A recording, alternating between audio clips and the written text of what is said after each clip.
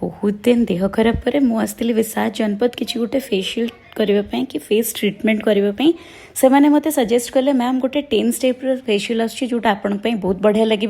कहीं आपण स्किन एवं डल हो जाइए डिहाइड्रेटेड हो जाइए किसी ग्लो ना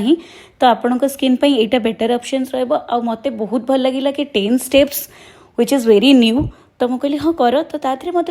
स्पेशली जाना को इच्छा है कौन बेस्ट पार्ट ऑफ दिस तो तार इंग्रेडिएंट जापानीज सकुरा रोचे मार्शमेलो रोचे जापानीज सकुरा जोटा आपण को फेयरनेस दब मार्शमेलो जोटा आपण स्किन को ग्लो दब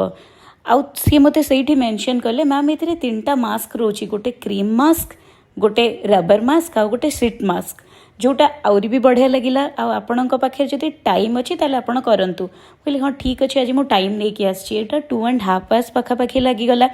2.5 आवर्स भितर मत खूब भल मसाज भी मिलला